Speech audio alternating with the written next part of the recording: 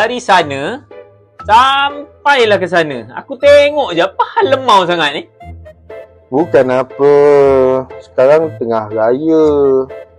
Tapi duit raya tak dapat. Oh, nak duit raya. Aku patut kata lemau je. Ha, jom. Nak duit raya kan? Jom, panggil.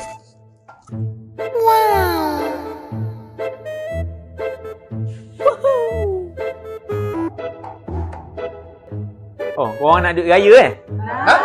Boleh. Kau kena siapkan kerja kau semua dalam masa sejam. Boleh? Boleh.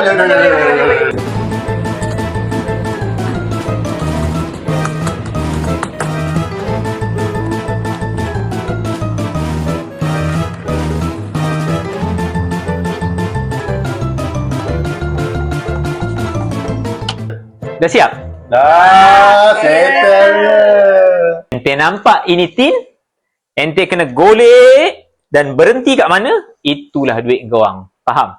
Faham? Kejap. Sana sikit. Ada syarat. Wah, Alamak. ni macam pun boleh ke? Oh, ada. Mari mula. Teruskan.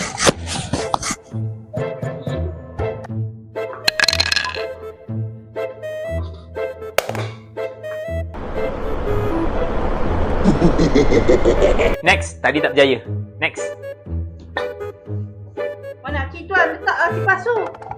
Okay.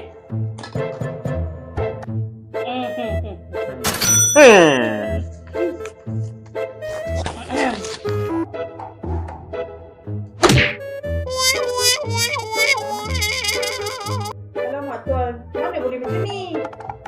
Mana pula tak boleh? Tu kan syaratnya.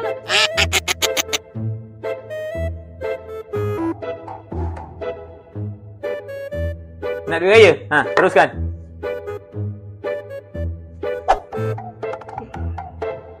Tak apa kot. Tak apalah tak, saya kerja biasa je. Macam biasa je. Raya mana? Raya. Ada ya? Tak ada ya?